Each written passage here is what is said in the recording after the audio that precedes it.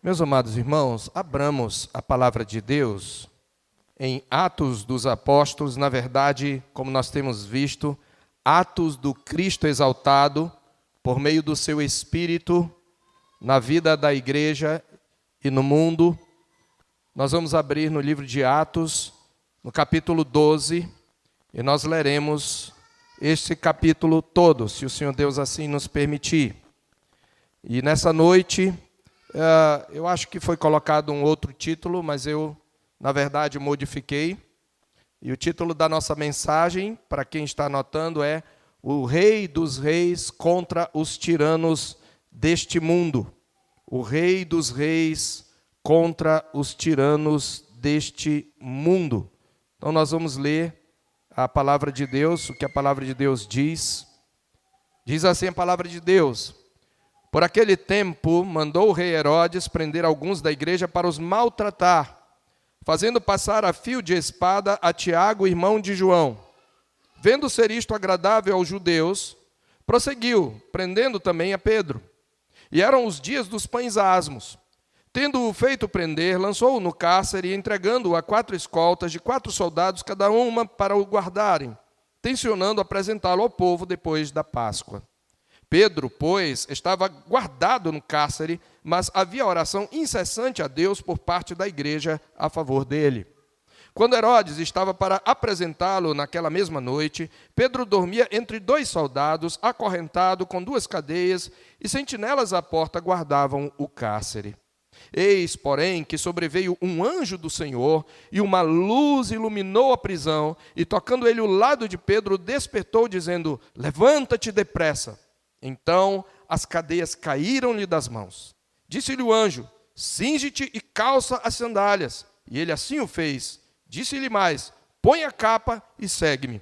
Então, saindo, o seguia, não sabendo que era real o que se fazia por meio do anjo. Parecia-lhe antes uma visão.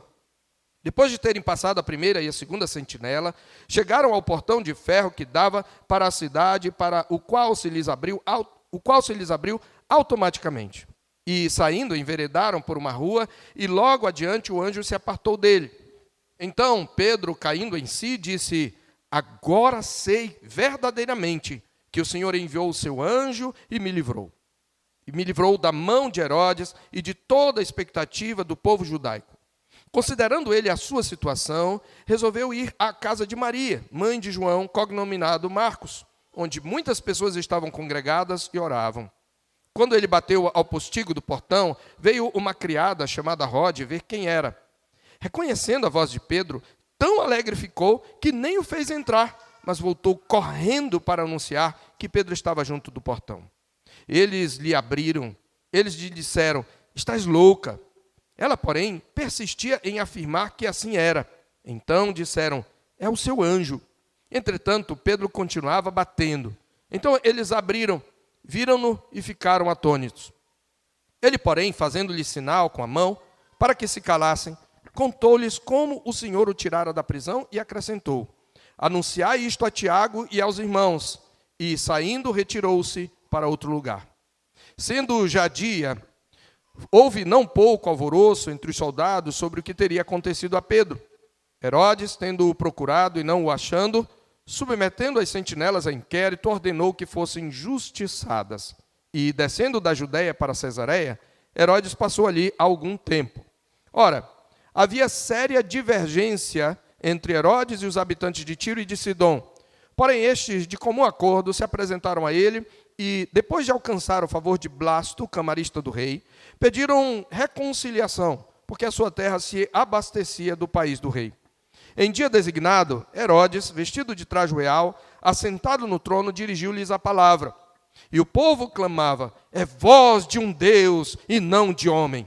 No mesmo instante, um anjo do Senhor o feriu, por ele não haver dado glória a Deus, e, comido de vermes, expirou. Entretanto, a palavra do Senhor crescia e se multiplicava. Barnabé e Saulo, cumprida a sua missão, voltaram de Jerusalém, levando também consigo a João, apelidado Marcos. Amém. O presbítero Davi já orou pela mensagem. Meus irmãos, eu queria começar com um pouco de, vamos dizer assim, de teologia sistemática, não é? Eu quero relembrar alguns princípios teológicos que pontuei na primeira mensagem desta série, acerca do estado de exaltação de Cristo.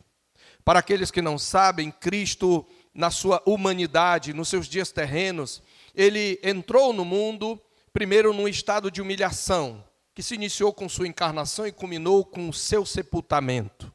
Mas depois disso ele entrou no estado de exaltação. Então, é preciso que nós lembremos, aqui segundo o livro de Atos e também o Evangelho segundo Lucas, que são do mesmo autor, que a ascensão de Cristo, narrada por Lucas, ela faz parte do seu estado de exaltação, que se inicia com a ressurreição, seguida exatamente da ascensão e da entronização, culminando com a sua volta em glória para julgar o mundo e criar novos céus e nova terra. E nessa perspectiva, meus irmãos, a ascensão, narrada por Lucas no Evangelho em Atos, é parte essencial da missão messiânica, porque ela é necessária à aplicação dos benefícios da obra redentora consumada na cruz e na ressurreição. Então, tendo executado a expiação dos nossos pecados na cruz, Cristo agora precisava aplicar esses benefícios ao seu povo. Desse modo, Cristo continua a sua missão messiânica. Ele não encerrou sua missão messiânica. Ele continua agora no céu, em seu estado exaltado, para a glória de Deus Pai. Dentro desse princípio, nós verificamos que a ascensão era necessária. Nós podemos colocar, pelo menos por três razões. Primeiro, a ascensão de Cristo era necessária para que Cristo fosse exaltado acima de todo principado, potestade e poder, exercendo assim o seu ofício real na recuperação do domínio perdido por Adão na queda, na subjugação de todos os seus inimigos e no empoderamento da igreja para testemunhar o evangelho, de modo que as portas do inferno não possam prevalecer contra a sua igreja. Vimos isto nesta mensagem que eu mencionei, na primeira mensagem, inclusive mostrando textos bíblicos, eu não vou mostrar aqui nesse momento. Em segundo lugar, a ascensão de Cristo era necessária para que tivéssemos um intercessor no céu, o que envolve o ofício sacerdotal de Cristo, conforme Hebreus 2, 14 a 18, 1 de João 2, 1 e 2, Hebreus 10, de 19 a 22. E por esse ofício sacerdotal, depois de ter feito a purificação dos nossos pecados, ele se assentou à destra do Pai, ressurreto, com a oferta do seu próprio sangue, ele nos abriu um caminho para nos manter aceitos diante do Pai, e desse modo o seu sangue derramado na cruz é um memorial contínuo para a nossa plena aceitação na presença de Deus Pai. É por isso que nós podemos nos achegar confiadamente ao trono da graça. Em terceiro lugar, nós vimos que a ascensão de Cristo era necessária para que o Espírito Santo fosse derramado sobre a igreja. Ele mesmo diz isso tanto em João 14 como em João 16, é necessário que eu vá, porque se eu não for, o Consolador não virá. Nós vimos que, da perspectiva do ofício profético de Cristo, ele aplica sua obra redentora por meio do derramamento do Espírito para que a sua igreja proclame o evangelho do reino. Quando a igreja proclama o evangelho, é Cristo quem está proclamando o seu evangelho ao mundo. O texto que nós lemos, meus irmãos, é mais uma descrição do triunfo de Cristo sobre os seus inimigos. Lembre que nós aprendemos que convém que ele reine até que tenha colocado todos os inimigos debaixo do estrado dos seus pés. E o livro de Atos narra exatamente como Cristo vai subjugando os seus inimigos. Como ele subjuga os reinos do mundo. E como ele vai consumar esse reino na sua segunda vinda. E o nosso texto, para aqueles que estão acompanhando a exposição desde o início, ele segue aquela estrutura que já vimos em Atos. Enquanto avança como testemunha de Jesus na terra, a igreja enfrenta desafios internos e desafios externos. Você lembra, desde o capítulo 4, rapidamente, você pode olhar lá no capítulo 4, quando a primeira vez você tem a perseguição, um desafio externo. Pedro e João são presos, apenas Pedro e João, e eles são ameaçados e depois soltos. Depois, no capítulo 5, nós temos uma ameaça interna, com Ananias e Safira tentando enganar a igreja. Posteriormente, no mesmo capítulo 5, nós temos outra ameaça externa, nova perseguição com prisão de todos os apóstolos, que agora não apenas são ameaçados, mas eles são açoitados. E no capítulo 6, nós temos outro desafio interno com aquele problema com as viúvas dos helenistas. No capítulo 7, nós temos de novo uma ameaça externa, a perseguição que se levanta, grande perseguição em Jerusalém, que ocupa os capítulos 7 e 8, novamente. E no capítulo 11, nós temos um problema interno, quando os judaizantes, ou melhor, os da circuncisão, questionam Pedro porque ele entrou na casa de gentios na ocasião da conversão de Cornélio. Agora, no capítulo 12, de novo, alternando, Lucas apresenta um novo desafio externo, um novo ataque à igreja, uma nova perseguição. E dentro do esquema biográfico do livro, nós temos aqui os últimos eventos nesse capítulo, que tem Pedro como personagem humano principal. Embora ele ainda venha aparecer no capítulo 15, a partir do próximo capítulo, os relatos de Lucas se concentrarão no ministério de Paulo, que será o grande instrumento de Deus para levar o evangelho aos gentios. E o que nós temos aqui nesse texto é algo muito interessante. É algo que tem implicações políticas tremendas para nós como igreja. Nós temos aqui, meus irmãos, nada mais, nada menos do que nada menos do que um confronto entre Cristo e os reinos deste mundo. Mas que fique claro, não se trata de uma queda de braço. Antes, mais uma vez aqui, o soberano dos reis da terra, Cristo ressurreto, revela completo domínio sobre a história e sobre os tiranos do mundo, que nada mais podem fazer do que tudo aquilo que a mão e o propósito soberano de Deus já predeterminaram, como os apóstolos na primeira perseguição. No capítulo 4, versos 27 e 28, eles repetem, ou como eles reconhecem, inclusive citando o Salmo 2, que diz: por que se enfurecem os gentios e os povos imaginam coisas vãs? Levantam-se os príncipes e os reis da terra contra o Senhor e contra o seu ungido, dizendo: rompamos os seus laços e sacudamos as suas algemas. Ri-se aquele que habita nos céus, o Senhor zomba deles. É este salmo que eu quero, inclusive, usar na descrição dessa narrativa. Mas, nesse confronto, nós temos em contraste também duas comunidades se relacionando, cada uma delas com seu rei, cada uma com seus princípios. De um lado, nós vamos ter a igreja, agente do reino de Deus, fiel a Cristo, seu rei, até a morte. Do outro lado, nós temos as cidades de Tiro e Sidom, que representam os reinos do mundo, procurando o favor de um tirano usurpador da glória que somente é devida a Deus. Mais do que isso, temos o contraste entre Cristo, o Rei dos Reis exaltado, e Herodes, um tirano cuja glória vã se revela ao transformar-se ele num saco de vermes. É isso que vemos aqui no texto. E eu quero dividir, então, essa exposição com esse título, o Rei dos Reis contra os tiranos deste mundo, em cenas, não é? Os irmãos já perceberam que eu gosto muito de dividir as narrativas em cenas, e na verdade a técnica narrativa dos escritores, ela também é exatamente, ela inclui o uso de cenas. E nessas cenas eu quero pedir que vocês me permitam utilizar como título das cenas alguns trechos do Salmo 2. Porque exatamente ao que vemos aqui, nós já vimos que no Atos capítulo 4, os apóstolos, os discípulos, eles reconhecem que o Salmo 2 é cumprido em Cristo e é cumprido na sua igreja. Mais uma vez aqui, os reis da terra se levantam contra o Senhor. E esta é a primeira cena que eu quero descrever. Cena 1. Os reis da terra se levantam contra o Senhor e contra o seu ungido. Baseado em Salmo 2, verso 2. Se você não conseguir escrever toda a frase, você vai anotar Salmo 2, verso 2. Os reis da terra se levantam contra o Senhor e contra o seu ungido. Nós encontramos isso dos versos 1 a 5. Observe que diz que por aquele tempo, provavelmente ele está se referindo ao tempo que houve fome, que está descrito no parágrafo anterior, mandou o rei Herodes prender alguns da igreja para os maltratar, fazendo passar a fio de espada a Tiago, irmão de João. Vendo ser isto agradável aos judeus, prosseguiu prendendo também a Pedro, e eram dias dos pães asmos.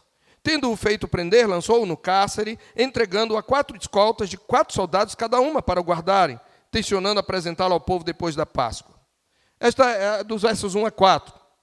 Vejam, meus irmãos, embora perseguidos pelas autoridades do Sinédrio, desde o capítulo 4, e pela liderança religiosa, a primeira geração de cristãos gozava a partir de um certo momento, de relativa paz da parte do povo, que lhe demonstrava grande simpatia. Nós vimos isso em Atos 2,47, que eles louvavam a Deus e contavam com a simpatia diante de todo o povo, e o termo ali é, eles achavam graça aos olhos do povo. No capítulo 4, verso 21, e no capítulo 5, verso 13, diz que o povo lhe devotava grande admiração. E também eles gozavam, de certa maneira, de relativa paz da parte do governo, que, enquanto sob um governador romano, assegurava-lhe certa proteção legal. Nós vimos isso em Atos 9,31, que a igreja tinha paz por toda a Judéia, depois da grande perseguição desencadeada pelos judeus. No entanto, meus irmãos, ao que parece, a situação em relação ao povo mudou após a prisão e o martírio de Estevão contra quem alguns líderes religiosos sublevaram o povo e os anciãos e os escribas e investindo, o arrebataram, levando-o ao sinédrio, conforme Atos 6,12. E após esse primeiro martírio, conforme narra Lucas em Atos 8:1, levantou-se grande perseguição contra a igreja em Jerusalém, e todos, exceto os apóstolos, foram dispersos pelas regiões da Judéia e Samaria. Vimos como Cristo usou a perseguição para forçar a sua igreja a sair de Jerusalém para atingir os confins da terra, como ele prometeu em Atos 1:8. Também em relação ao governo, meus irmãos, pelo menos em Jerusalém, a situação da igreja vai sofrer mudança. Isso porque, por volta do ano 41, depois de Cristo, como nos informam os estudiosos, o imperador Cláudio declarou Herodes Agripa rei de Jerusalém, em gratidão por méritos políticos. Ele havia sido o fundador, ou mediador, Herodes foi o mediador entre o Senado romano e o novo imperador proclamado pelas tropas. Consequentemente, Agripa dominava todo o reino herdado de seu avô, Herodes o Grande. Agora, sob o governo de um tirano oriental, a cuja arbitrariedade estava exposta, a igreja tinha muito a temer. Não se sabe por que razão, mas conforme nós lemos no texto, Herodes manda prender alguns da liderança da igreja para maltratá-los. Observe o verso 1. Para os maltratar, para torturar, para maltratar os crentes. E ele, mais do que isso, manda matar Tiago, irmão de João. Aqui, então, Tiago é o primeiro dos apóstolos a ser martirizado. Provavelmente, o alvo de Herodes era político. Tudo indica que era político. Ele queria conquistar a simpatia do clero de Jerusalém e do povo, que já havia começado a nutrir certa aversão pelos cristãos. Pelo menos foi essa a motivação de prender a Pedro, como está escrito no verso 3. Vendo ser isto, a morte de Tiago, agradável aos judeus, prosseguiu prendendo também a Pedro, e eram os dias dos pães asmos. Parece que Pedro não foi preso junto com João. Ele prende alguns discípulos, e João vai junto, e ele manda matar João. Então, ele encarcera esse outro dos principais pastores, com o fim de ganhar a popularidade. Na verdade, talvez o principal naquele momento. E ele queria apresentá-lo após a Páscoa. E alguns fatos são dignos de nota nessa cena, que trazem grandes lições para nós. Primeiro fato que eu quero destacar aí com os irmãos. Observe comigo que há um contexto de oposição entre a igreja e os poderes seculares, cuja motivação é especialmente política. Eles anseiam o poder.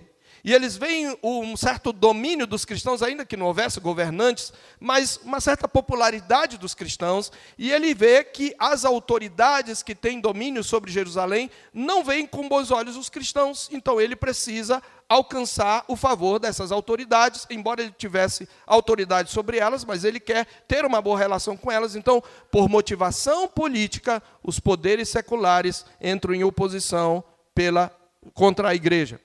No momento em que perde a popularidade, com sua proposta de vida e visão de mundo contrária aos interesses da maioria, a igreja se coloca como obstáculo entre o rei e o seu projeto de poder. Eu vou repetir, essa é a lição. No momento em que perde a popularidade, com sua proposta de vida e visão de mundo contrária aos interesses da maioria, a igreja coloca-se como obstáculo entre o rei e o seu projeto de poder. Ou seja, quando a igreja é fiel a Cristo, e sendo fiel a Cristo, ela perde popularidade, ela perde like, ela começa a ganhar hate. ela começa a incomodar a sociedade, por causa dos valores que prega. Naturalmente, todo governante que quer agradar a sociedade em geral vai se levantar contra a igreja para manter o poder. E nós não devemos ser ingênuos. Isto sempre aconteceu, meus irmãos, e sempre acontecerá. E quando assim acontece, a igreja torna-se objeto da perseguição. O segundo fato digno de nota é o paralelo traçado por Lucas entre os discípulos e o seu mestre, Jesus, nos seus dias terrenos. Observe aí que Lucas narra de um modo que ele mostra que, como aconteceu com Jesus, os discípulos passam de um contexto de popularidade. Lembra que Jesus, numa parte do seu ministério, ele foi bem popular. Gente de toda a Judéia, de Samaria e até das fronteiras vinha para ouvir Jesus e ser curado. Mas, conforme João capítulo 6, a partir de um certo momento, até os seus discípulos o abandonaram, exceto os 12. Então, como aconteceu com Jesus, os discípulos passam de um contexto de popularidade para um contexto de perseguição da parte do povo. A mesma multidão que no início lhes devotava admiração, agora volta-se paulatinamente contra eles. Além disso, as autoridades religiosas, tal como ocorria com Jesus, nutrem uma crescente inveja e estão desde o início em franca perseguição. E para enfatizar o paralelo, Lucas ressalta neste texto, observe versos 2 e 3, que a prisão se deu por ocasião da Páscoa. É o mesmo que acontece a partir de Lucas capítulo 20. Observe que diz que eram os dias dos pães asmos. Por que Lucas diz isso? Qual é a importância disso? Ele está querendo, desde o início, mostrar um paralelo entre Cristo e sua igreja. Quanto mais identificada a igreja está com Cristo, mais ela se aproxima da cruz. É por isso que Jesus diz que aquele que quer vir após mim, a si mesmo se negue, tome a sua cruz e siga-me. Nós precisamos entender, queridos, que é bênção sermos identificados com Jesus no sofrimento. Como Paulo diz lá em Romanos 8,17, se com ele sofremos, para que com ele também sejamos glorificados. Então, a igreja, Lucas mostra que a igreja está sofrendo e ela está tendo a mesma situação que Jesus viveu, exceto que Jesus sofreu sobre si a ira de Deus em nosso lugar. Então, o que acontece é que Lucas, então, ele mostra que isso ocorreu no período da Páscoa. O que o Senhor já havia antecipado em João 15, de 18 a 21, meus irmãos, agora está acontecendo aqui. Em João 15, de 18 a 21, ele disse: se o mundo vos odeia, sabei que primeiro do que a vós outros, me odiou a mim. A igreja não deve buscar popularidade. Sim, é possível que o seu testemunho atraia a graça de muitos. É assim, através disso, que ela vai conquistar pessoas pelo poder do Espírito Santo, pela pregação do Evangelho, segundo as Escrituras, para o Senhor Jesus. Mas a igreja precisa entender que se o mundo a odeia, isso a identifica com Jesus. Jesus prossegue nesse texto que eu citei, dizendo: se vós fosseis do mundo, o mundo amaria o que era seu, como todavia não sois do mundo, pelo contrário dele vos escolheu, por isso o mundo vos odeia. Lembrai-vos, diz o Senhor, da palavra que eu vos disse. Não é o servo maior do que seu senhor. Se me perseguiram a mim, também perseguirão a vós outros. Se guardaram a minha palavra, também guardarão a vossa. Tudo isto, porém, vos farão por causa do meu nome, porquanto não conhecem aquele que me enviou. A terceira observação de Lucas nesta cena é o contraste, observe aí, entre a estratégia do poder secular e a estratégia usada pela igreja nesse conflito. O poder secular usa armas carnais. Primeiro, a violência. Segundo, o marketing. Ele quer ser famoso, ele quer ganhar, conquistar a simpatia do povo. Então ele prende Pedro, observe que ele prende para apresentá-lo após a Páscoa. Ele está fazendo um show, ele está fazendo cena, ele está criando um teatro. Eles sabem agora que talvez o maior líder, depois nós vamos descobrir que mais tarde Tiago ganha uma certa proeminência lá no Concílio de Jerusalém, mas aquele que iniciou o evangelho aos gentios, que teve a primeira pregação no Pentecostes, que normalmente tomava a palavra, é preso, e ele quer apresentá-lo, veja, tensionava apresentá-lo, ele queria apresentá-lo ao povo, apresentá-lo ao sinédrio, marketing, violência e marketing. Mas a igreja do outro lado, embora andando na carne, não milita segundo a carne, mas usa armas poderosas em Deus para destruir fortalezas. Nós veremos aqui neste texto que enquanto Herodes lança a mão do seu aparato militar, a igreja busca ser fortalecida no Senhor e na força do seu poder. Enquanto o déspota ambicioso faz da carne mortal o seu braço, sendo maldito, como diz Jeremias, em Jeremias 17:15, a igreja toma toda a armadura de Deus para poder ficar firme contra as ciladas do diabo. A igreja, meus irmãos, não lança mão de armas carnais, não faz alianças escusas, não procura bajular o governante, não se curva ao paganismo. A igreja simplesmente, quando não tem o que fazer, ora àquele que muda o tempo e as estações, que remove reis e estabelece reis. Essa é a grande arma política da igreja, é a primeira grande arma. A segunda é a pregação do evangelho.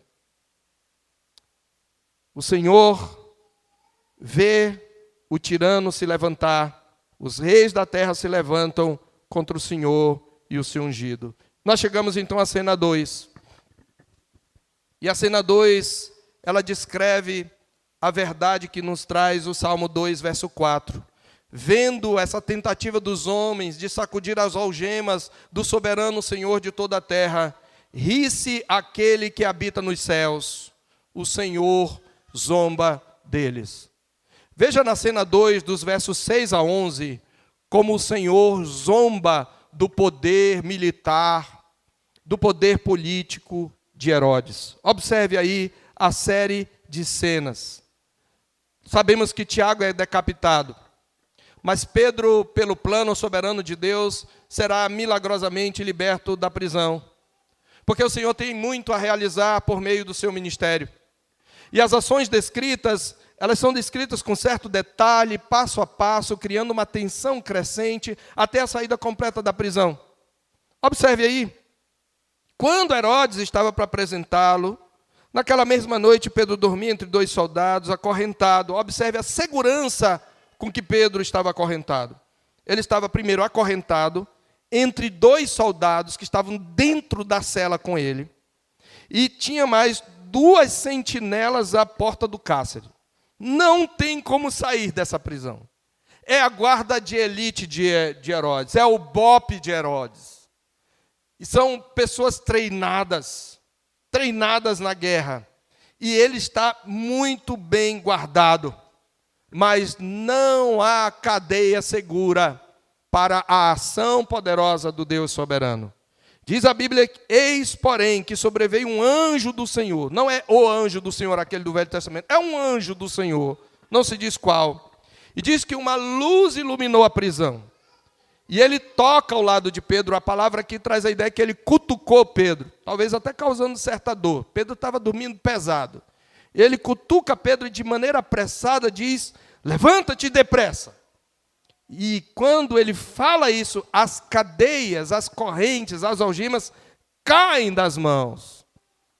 E o anjo diz, cinge-te ou veste a tua roupa, calça as sandálias. E ele faz assim. Agora põe a tua capa, a roupa externa. E diz, e segue-me. E a gente fica perguntando, mas e os soldados? Não viram nada? Não. Deus lhes impôs um sono, uma torpeza, que eles não puderam ver nada. E mais do que isso, Pedro saindo o seguia, e Pedro não sabia se era real, se era uma visão.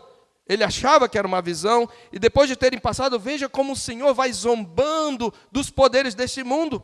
Depois de terem passado a primeira, a segunda sentinela, eles não veem nada, e eles chegaram ao portão que dava para a cidade, e abriu automaticamente, enveredaram por uma rua, e logo adiante o anjo se apartou dele. O Senhor se ri do poder, da segurança, da polícia, dos soldados de Herodes, das cadeias, dos homens.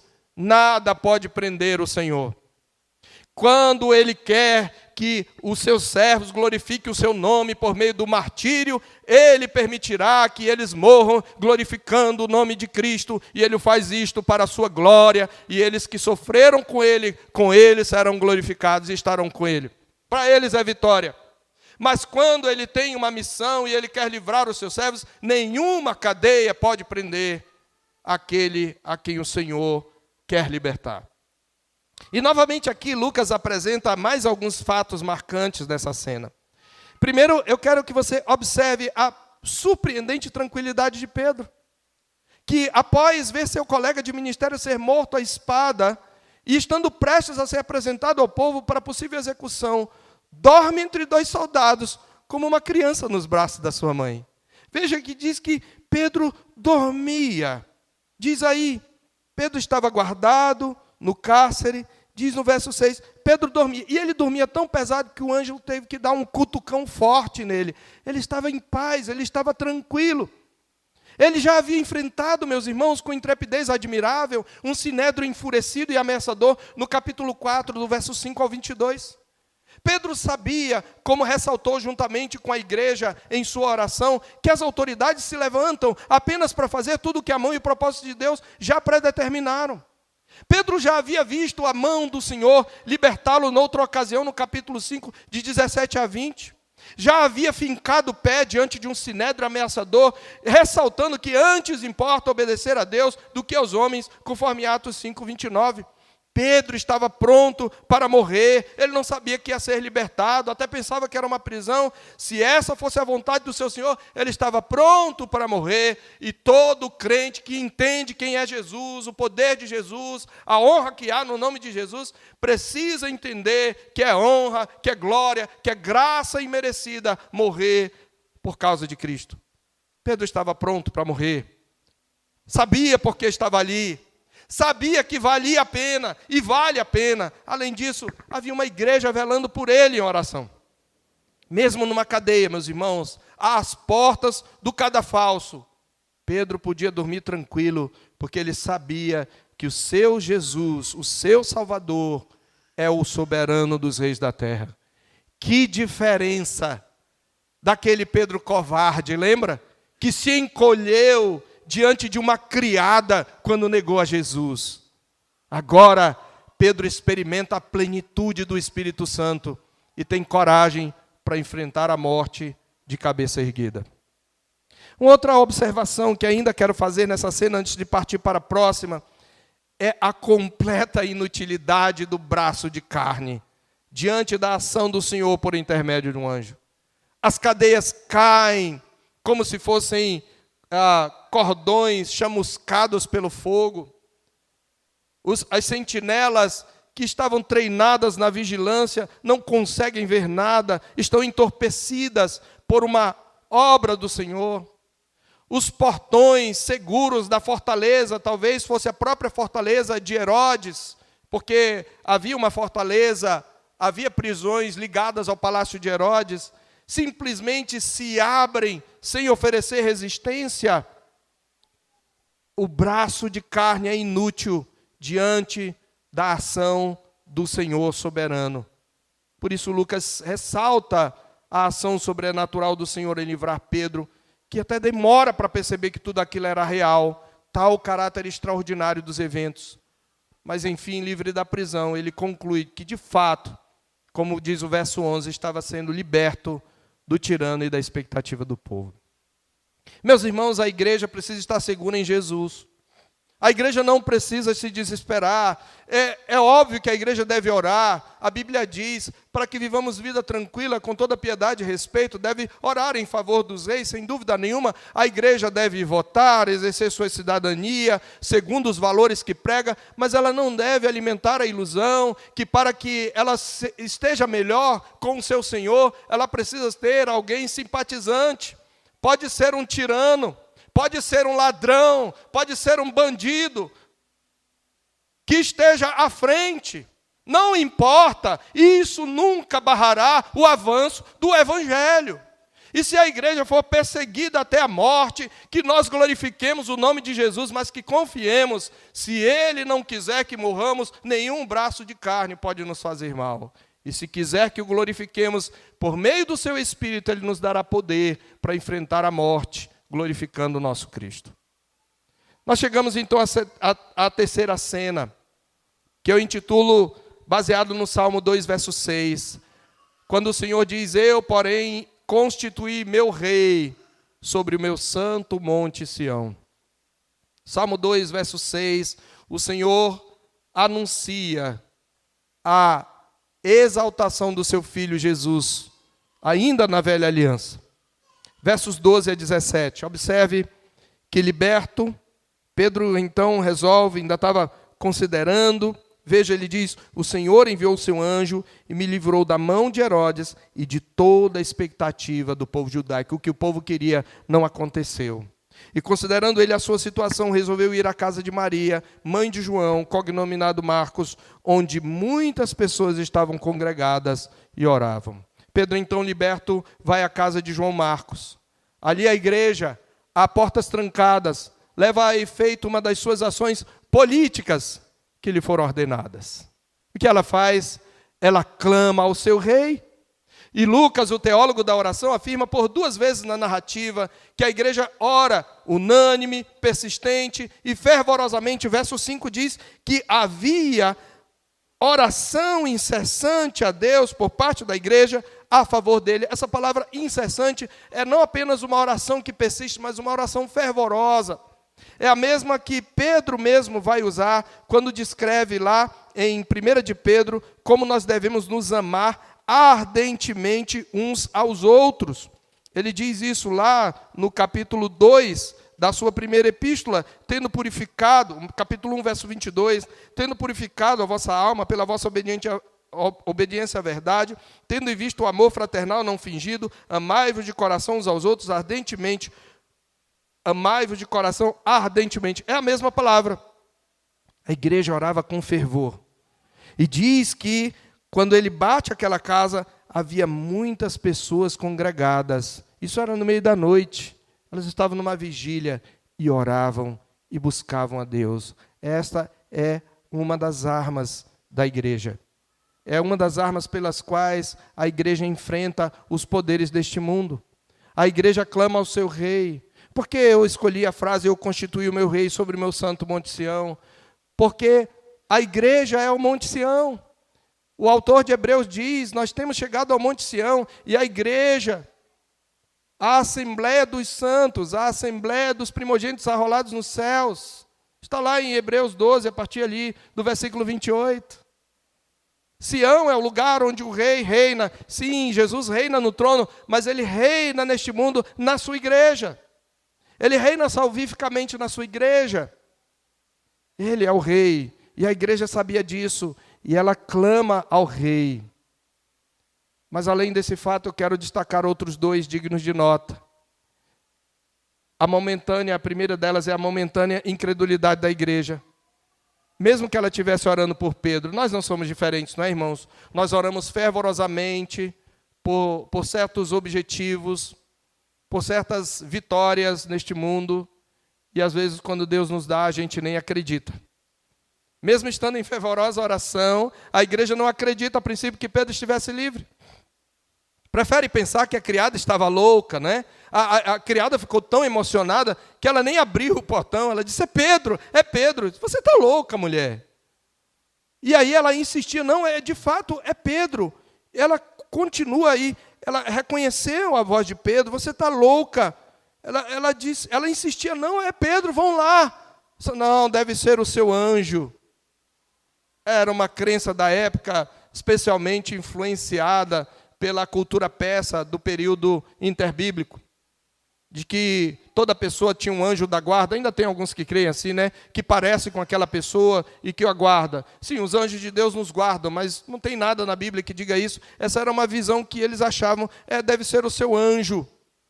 Mas ao perceberem a realidade do milagre, eles ficaram, como sempre se fica diante de um verdadeiro milagre, eles ficaram estupefatos. Diz a Bíblia que Pedro continuava batendo, e quando eles o viram, ficaram atônitos. A mesma palavra usada para descrever a reação das multidões aos milagres de Jesus. E eu quero então destacar isso. Nós pedimos muitas coisas a Deus, mas alguns fatos que acontecem em nossa vida revelam uma certa incredulidade. Mas que bom, meus amados, que embora a fé seja importante, embora sem fé seja impossível agradar a Deus, Deus não depende da nossa fé para agir no mundo. Mas outro fato que é interessante nessa cena é a espantosa sobriedade de Pedro. Ele não apenas estava tranquilo quando ele estava na prisão, mas agora, livre da prisão, ele se preocupa mais em dar instruções e seguir a sua missão de pregar o evangelho do que festejar o livramento. Observe aí do verso 17. Ele, porém, eles estavam atônitos, então eles começavam a comentar, e tinha muita gente, meu Deus, é Pedro, Pedro, é você, olha, aleluia, glória a Deus. E aí ele faz sinal para que se calem. E ele conta como o Senhor tira da prisão, mas ele acrescenta logo em seguida, anuncie isto a Tiago, possivelmente ao Tiago, irmão de Jesus. Anuncie isso a Tiago, ele estava começando a ter proeminência entre os irmãos, ele vai aparecer no capítulo 15. E anuncie aos irmãos, e saindo retirou-se para outro lugar. Pedro tem pressa, não havia tempo a perder. Se Deus me livrou, é para pregar o evangelho, não é para ficar no conforto, é para seguir. Que espantosa sobriedade. O mais importante não é a sua segurança, o mais importante é seguir proclamando a Jesus. E essa deve ser a prioridade da igreja, meus irmãos. E nós chegamos então à quarta cena. E a quarta cena, ela começa no versículo 18 como uma transição, mas ocorre principalmente dos versos 20 a 25. Eu uso aqui o Salmo 2, verso 12, onde o Senhor adverte: beijai o filho, para que não se irrite, para que se não irrite, e pereçais no caminho, porque dentro em pouco se lhe inflamará a ira. Beijai o filho, para que se não irrite e não pereçais no caminho, porque dentro em pouco se lhe inflamará a ira. No Salmo 2, Deus adverte as nações: beijem o filho. A ideia aí é de adorar a Cristo, o seu filho exaltado. Porque aquele que não adorar a Cristo, aquele que não confessar a Cristo, aquele que não se reconciliar com Cristo, vai receber sobre si a ira de Cristo. E é isso que nós vemos aqui desde o verso 18. Observe que nos versículos que funcionam como uma transição para a próxima cena, temos primeiro o alvoroço entre as forças policiais. Cristo executa seu julgamento sobre as forças policiais de elite de Herodes. Porque as próprias sentinelas são executadas, porque eles chegam de manhã, não tem ninguém. O que aconteceu? Não sei. Ele sumiu. Então, como era comum, era uma lei da época, quando uma sentinela deixava escapar um preso, ela recebia a mesma sentença que o preso receberia se fosse condenado. Então, diz que ele levantou o inquérito, fez uma investigação, botou a Polícia Federal para invadir a casa dos homens, tomou computador, tomou celular. Vocês vão morrer. E eles morrem, são justiçados, como diz aqui. E Herodes, tendo-o procurado, veja, depois de prender, Herodes ainda procurou Pedro, mandou investigar, mandou a Polícia Federal atrás de Pedro, mas não tem Polícia Federal que ache Pedro. Herodes mandou buscarem Pedro, mas não conseguiu. E ele desce então para Cesareia da Judéia, para Cesareia, e passa ali algum tempo. E aí que ocorre uma cena. Eu quero que você observe essa quarta cena. Como o juízo do Rei dos Reis é derramado sobre o tirano deste mundo. Observe aí, meus irmãos, que nós temos um conflito político. Eu falei que havia um contraste, não é? Entre duas comunidades. A igreja, como ela se relaciona com o seu rei, ela clama ao seu rei, ela confia no seu rei, ela permanece fiel ao seu rei, mesmo que ela tenha que morrer. Mas, de outro lado, nós temos representando os reinos deste mundo, os habitantes de Tiro e Sidom. Observe que há um problema político entre Herodes e os habitantes de Tiro e Sidom, no verso 20. Ora, havia séria divergência entre Herodes e os habitantes de Tiro e Sidom. E isso estava desfavorecendo os habitantes dessas cidades. E o sustento dessa terra, como Lucas diz no verso 20, ele dependia de alguma maneira do favor de Herodes. ele, de alguma maneira, era responsável por distribuir o sustento. Lembra que houve uma fome. Por isso, agora eles não querem morrer de fome. Então, eles têm que escolher passar fome, morrer de fome e bajular o rei. Eles escolhem bajular o rei. E tem muita gente que faz isso.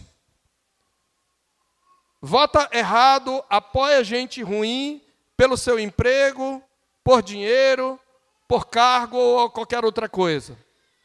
Então, você tem aí os habitantes de Tiro e Sidom. Então, eles preferem negociar uma reconciliação. E eu quero que você observe as estratégias dos habitantes de Tiro e Sidom em contraste com a igreja no conflito. Primeiro, eles procuram cooptar um homem próximo ao rei. O que é cooptar? É você tentar seduzir uma pessoa com algum tipo de vantagem para ela ser sua aliada política. Irmãos, isso nunca mudou. Nunca mudou. Cooptação sempre foi uma arma dos reinos deste mundo. Diz assim: depois de alcançar o favor de Blasto, camarista do rei, que era da intimidade do rei, pediram reconciliação, porque a sua terra se abastecia do país do rei. Como é que vocês acham que eles alcançaram o favor de Blasto? Alguma vantagem eles deram para Blasto, eles ofereceram para Blasto. Não foi assim, caiu nas graças do homem, não. Eles cooptaram um aliado do rei. Segunda estratégia, em resposta, agora do outro lado, Herodes, o tirano, organiza um comício, ou um showmício, com toda a pompa, para celebrar a reconciliação em grande estilo. Herodes vê vantagem nisso, ele agora vai atuar, eles não gostavam de Herodes, agora ele vai atuar como benfeitor. Tem muito isso em política, né? Você antes criticava, mas agora você começa a falar bem daquele a quem criticava. E na época não tinha print, né? Então dava para agir como se nunca tivesse nada, nunca fui inimigo, né? Eu nunca me importei. Eu sou amigo desde criancinha, eu sou Herodes a vida toda. Então, nesse comício, Herodes vai se apresentar como um benfeitor.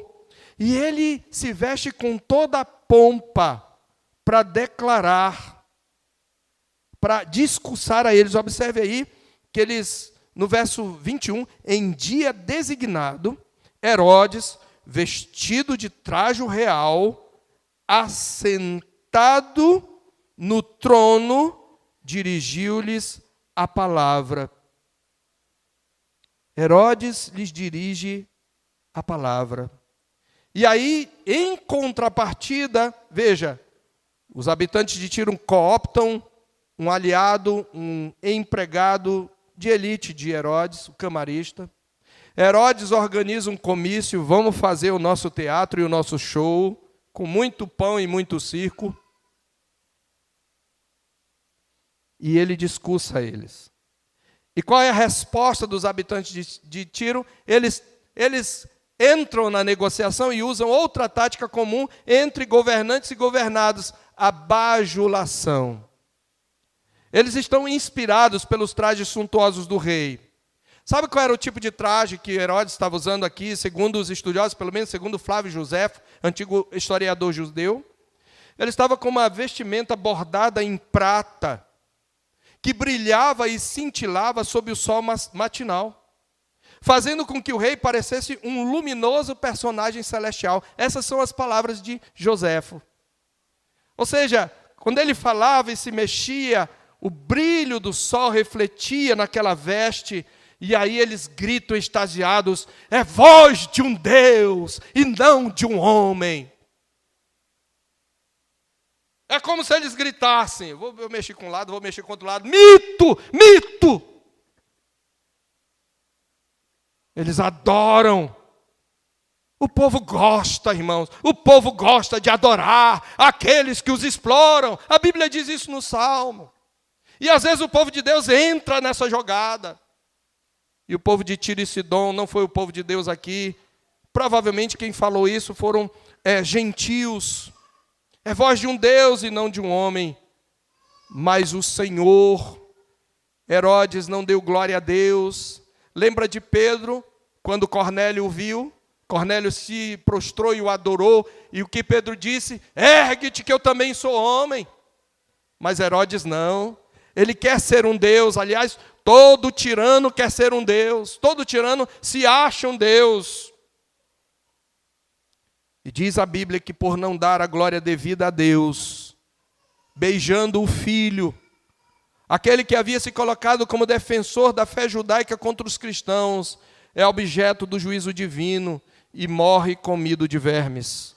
Observe aí, no mesmo instante, verso 23, um anjo do Senhor o feriu, por ele não haver dado glória a Deus, por ele ter usurpado uma glória que só pertence a Deus, e comido de vermes expirou. Segundo Flávio Josefo, Herodes foi tomado de uma forte dor de barriga, e possivelmente nem foi aí exatamente na hora, possivelmente essa era uma festa em honra ao imperador, que Herodes também, por sua vez, bajulava, e a quem servia.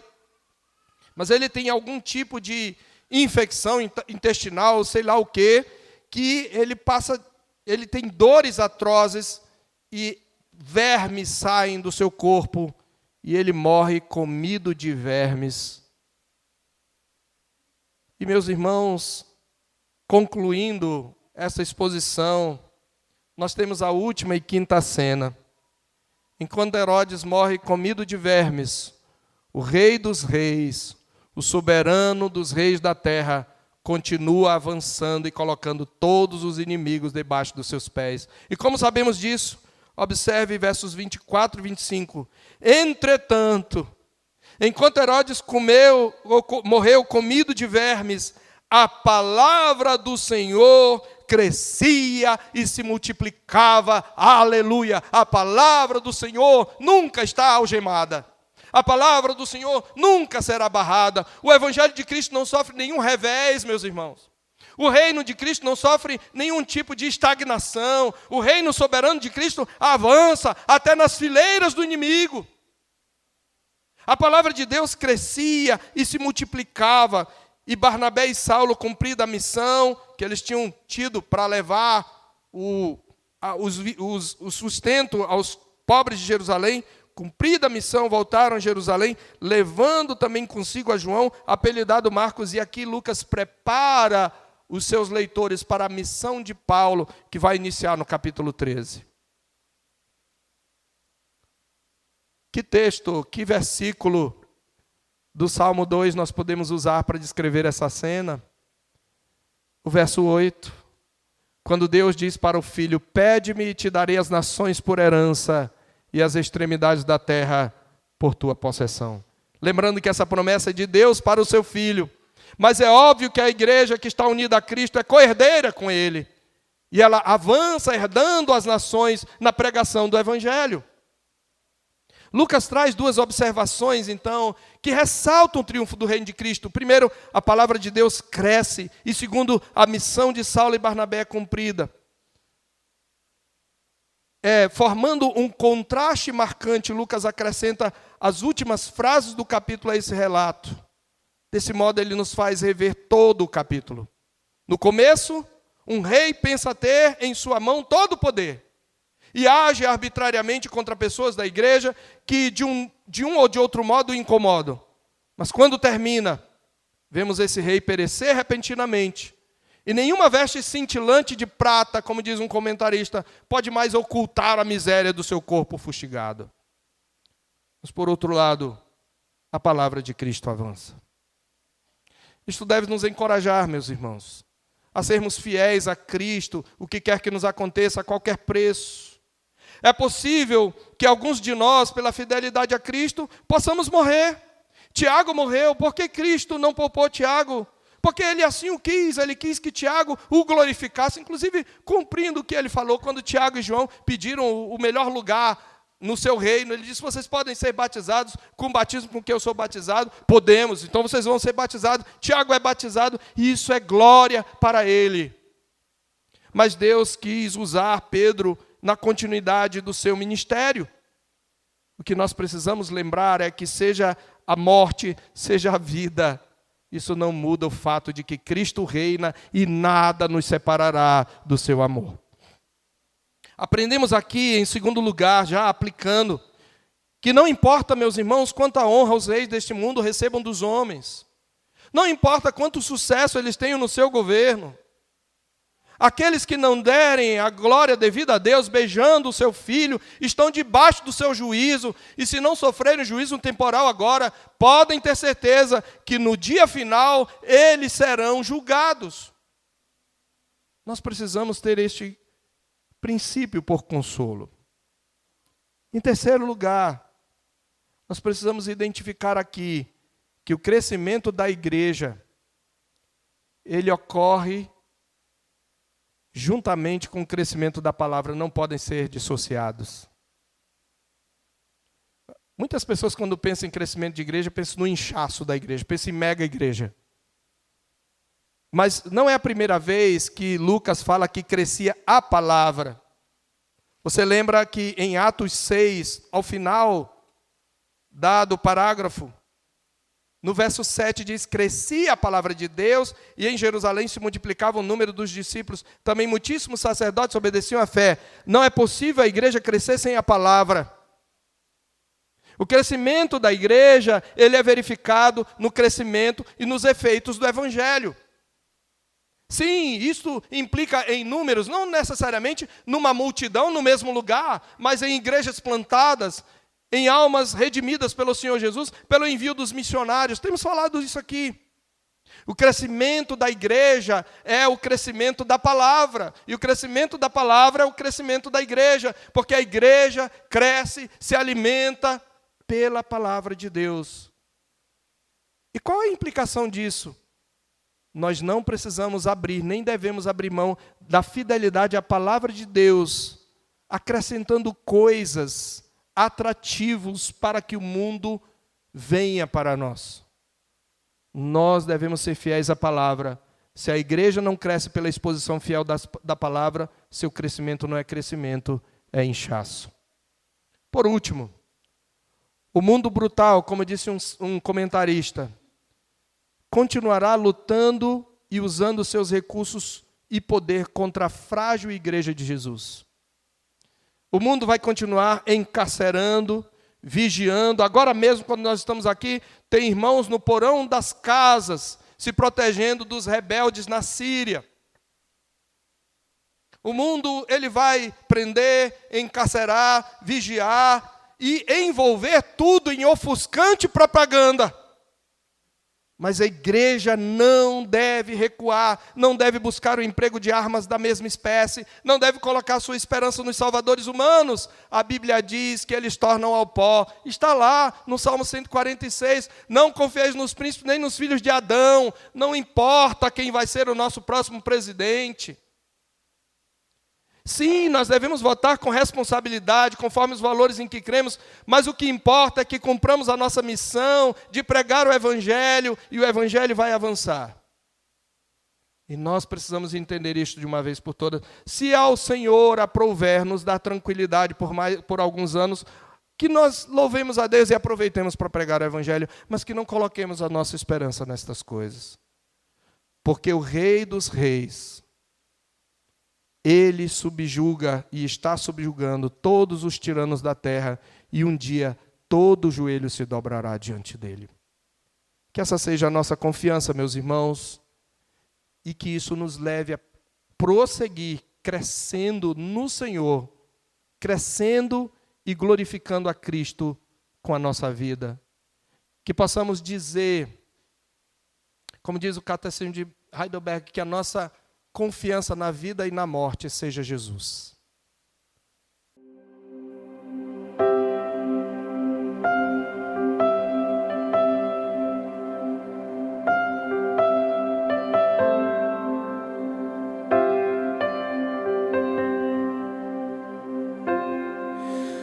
Tu és bem-vindo aqui.